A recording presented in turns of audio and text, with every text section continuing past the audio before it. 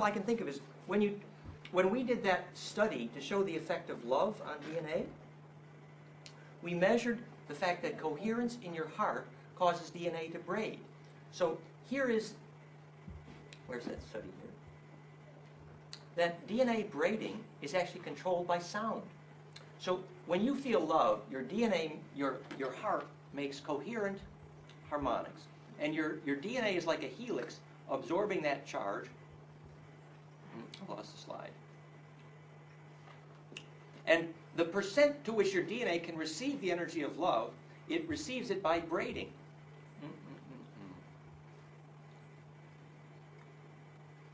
This isn't the slide I was looking for. But your DNA is a helix. And the helix goes, and then the thread is braided again into rope. And then the rope is braided again into fat rope. And the seventh time that happens, your DNA palastrates, turns inside out, and becomes a Torah stone. It's called the seventh sign, seventh seal, the seventh veil. And then you have this ring in your DNA. So the mechanics that allows your DNA to absorb that charge is called piezoelectric. And if the music is phase coherent to that DNA, then your DNA says ring and braid, and it receives that inertia and implodes. And so you drive that implosion with the coherent music, and eventually your DNA starts being able to drive that charge right through its own center. And that's when you'll be able to see visions and the angels will appear. You have the physics of bliss in your blood, actually. So what's happening at the core of your DNA, compression is becoming acceleration. Remember the 10 spirals? And that's how your DNA is making gravity, and that's measurable. And then that's when you turn on what we call DNA radio, which is phase conjugation in your DNA. It's the physics of the collective unconscious. And your ability to tune into that is limited by how much bliss you can handle. Yes?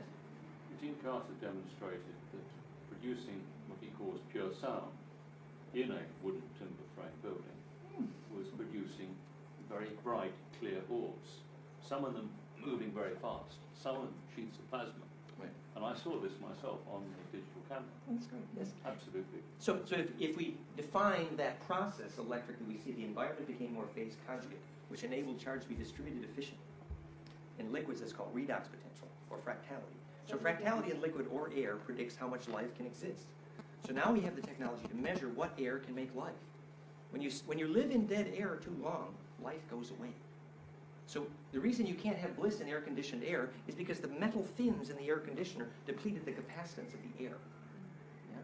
And then charge is not distributable. Efficient distribution of charge defines life. And that's why you need that for bliss. Live air. Pine tree needles make braided air fractal. We could go on forever, but it's getting late.